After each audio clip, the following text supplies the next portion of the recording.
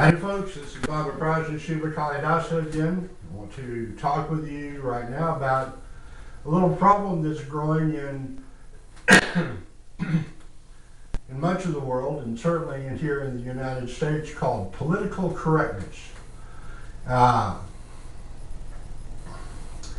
It is politically correct to, well, my biggest gripe, to talk about gender instead of sex. My mother was an English teacher. She crammed it down my throat. I understand literature very well.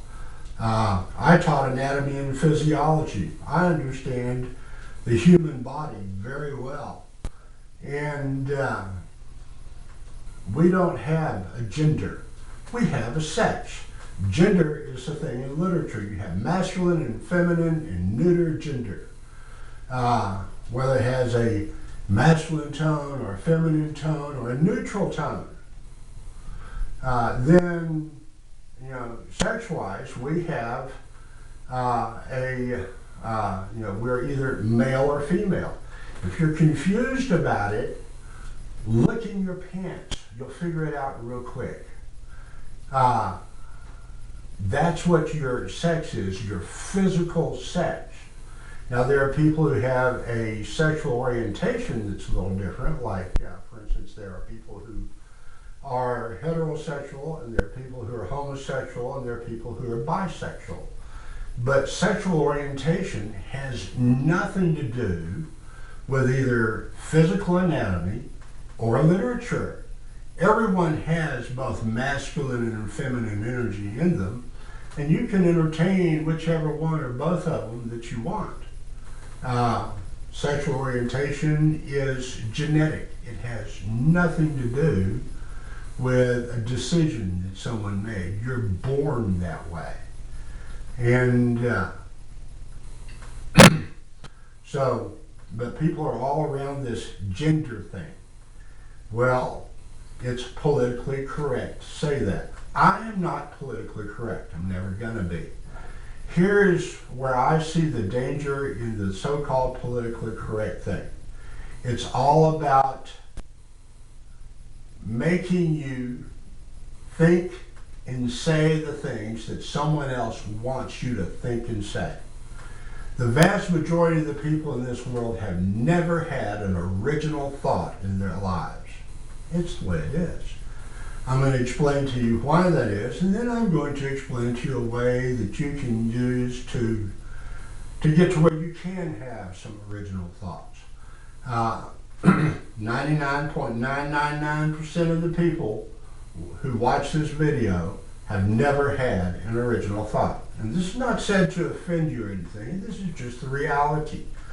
You see, most people only say or think the things they've been programmed to say or think by their parents, by their minister, by some politician that they like, by, their favorite movie stars or whatever, people in some rock band somewhere, whatever it is people they focus their attention on, they kind of get programmed to think.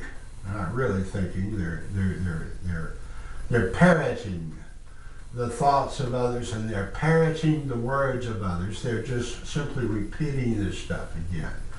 And there was a movie series on with Clint Eastwood when I was a kid, called the Dirty Harry series, and Dirty Harry was this really bad cop in San Francisco who was running around doing all sorts of stuff, and he would catch some criminal and they'd have this fight and stuff. He'd wind up with his .44 Magnum pointed at him and saying, "Make my day." Well, it didn't take but one weekend for that movie to be out, and pretty soon you had people all over the place going around telling people, "Make my day." Well, it doesn't work that way in the movies, and some people kind of did make their day, and they didn't like it.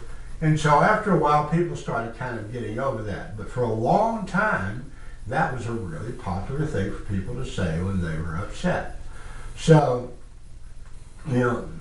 this is the way it is. I mean, people get programmed. You know, what you concentrate on programs you. Now, the way that you get past that is you do an examination of what you believe. And the way that you have that happen is that you take a journal or something and you write a belief down on the top of a page, flip over a couple pages, do it again, keep going. And you do this for, maybe 2 or 3 weeks until you've thought of everything that you can think of that you believe. And then you start going through and you research why you believe what you believe and why you say what you say. And when you get down to where it's because so-and-so said it, or it's in the Bible, or it's in the Quran, or it's in the Bhagavad Gita, or it's in the Good Witch's Bible, or whatever, or some philosopher said it, when you get to where you find this out, and it's not something that simply that, is a core principle or operating thing for you, then if you're going to choose to continue to believe that, that's your business. But after you go through it, if you find that it's only valueless because some person said it, and there's nothing to really prove that it's fact, cross that one out, let it go, and move on.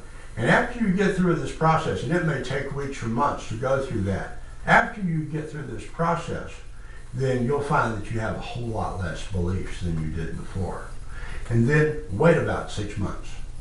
You've gotten to the end of the process, wait about 6 months.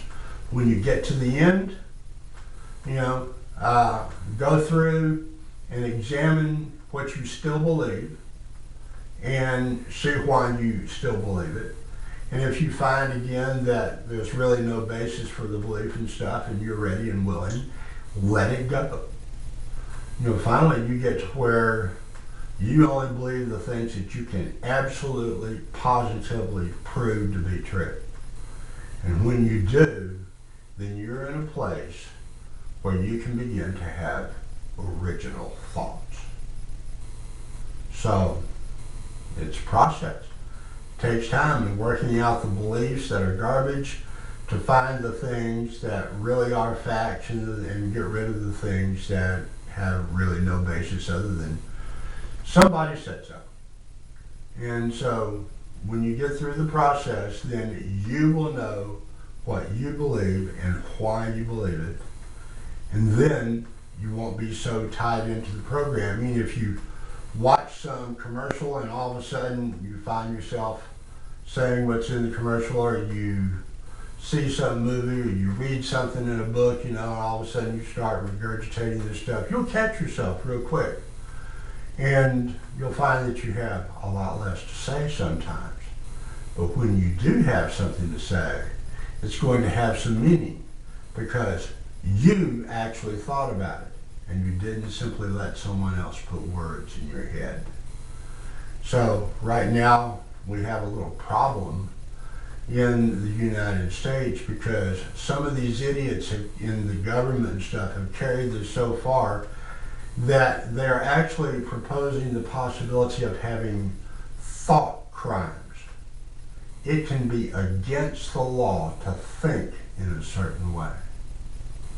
Well, that's pretty silly. I could wind up going to jail because I'm not going to think that way. Oh well. Think about that. And do your best to have some original thoughts. My father had an original thought one time. I was a part of a CIA and a terrorist unit back in the 80s. And we did psychological warfare against terrorists. And my father wrote me a letter and told me how I was an anti-terrorist terrorist. Well, I took that letter to one of our staff meetings. We all had a great laugh about it, shared it with people all over the place. And I went to my dad and I told him how proud I was of him because he had finally, after so many years, had an original thought. So, you too can have original thoughts. And when you do, they will be profound, they will be interesting, and you will surprise yourself and other people. And who knows, if you have really good original thoughts, you may be one of the philosophers that someone is quoting 1,000 or 2,000 years from now. So think about that. Have fun with it. Have a good day.